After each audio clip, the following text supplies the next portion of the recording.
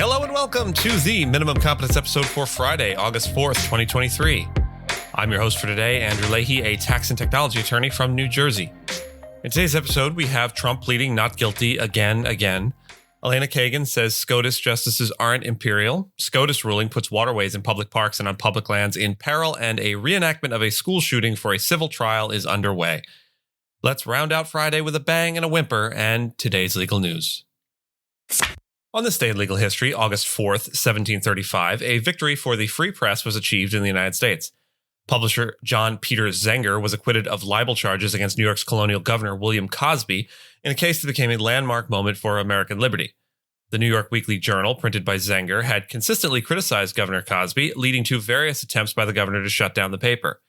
When two grand juries failed to indict Zenger, Cosby resorted to a legal tactic called an information to bring Zenger before the court. The case took an unexpected turn when famed colonial lawyer Andrew Hamilton took up Zenger's defense, arguing that the Crown had to prove the statements were false. Hamilton's eloquent plea for liberty and the argument that truth is the best defense against libel resonated with the jury, who returned a not guilty verdict despite the judge's instructions. The Zenger case is now seen as a landmark decision that influenced the independence of attorneys, the power of juries, and the need for a free press, as it introduced concepts like Philadelphia lawyer and jury nullification into the American legal lexicon.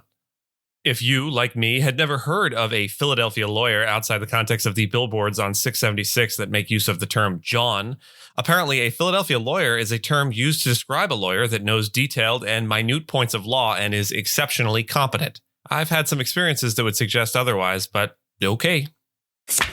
Former President Donald Trump pleaded not guilty to charges of conspiring to obstruct the 2020 presidential election and interfere with voting rights during an arraignment held on Thursday in the federal courthouse in Washington.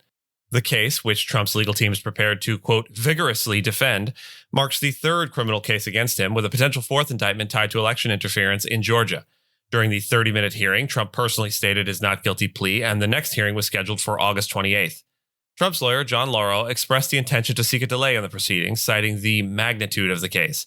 Meanwhile, prosecutor Thomas Windham assured that the government was ready to turn over substantial evidence and called for a normal order in the case. The magistrate judge guaranteed a fair trial process. Outside the courthouse, barricades and crowds reflected the political division surrounding Trump, and he later called the charges a, quote, persecution of a political opponent. I did everything right and they indicted me. U.S. Supreme Court Justice Elena Kagan recently spoke at the Ninth Circuit Judicial Conference in Portland, Oregon, addressing the controversy surrounding alleged ethics shortfalls by justices, including Clarence Thomas.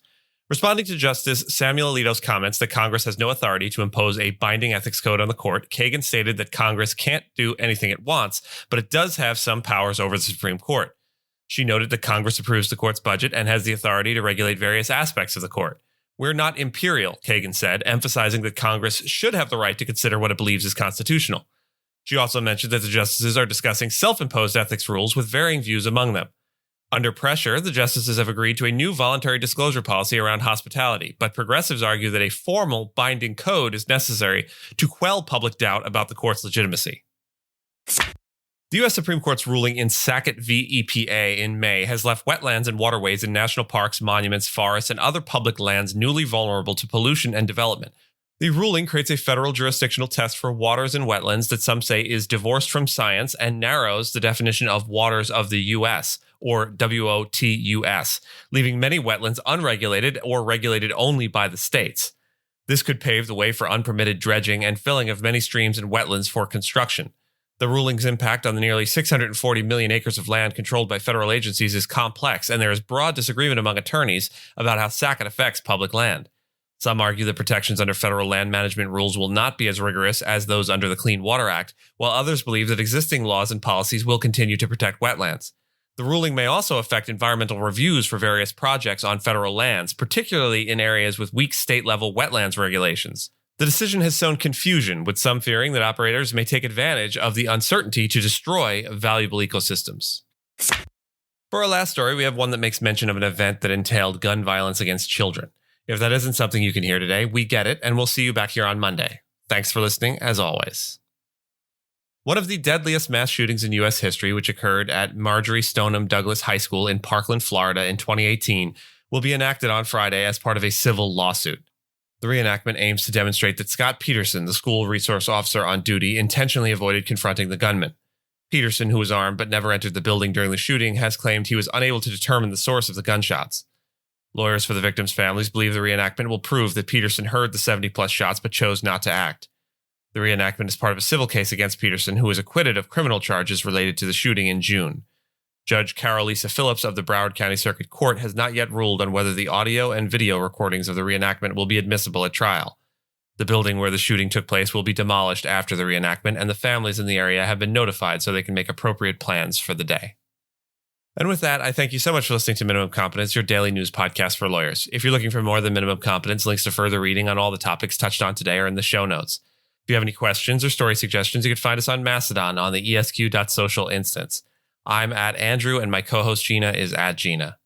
The views, thoughts, and opinions expressed in this podcast are those of the hosts and do not represent those of any organization we may be affiliated with. Nothing here should be construed as legal advice because it is not legal advice. Reviews go a long way towards helping new listeners to find our show. If you have a moment and can leave a rating or review on your podcast player, we'd appreciate it. And if you know someone that might be interested in a story we cover, consider sending them the episode. Minimum Competence is available at minimumcomp.com and wherever you get your finely crafted podcasts.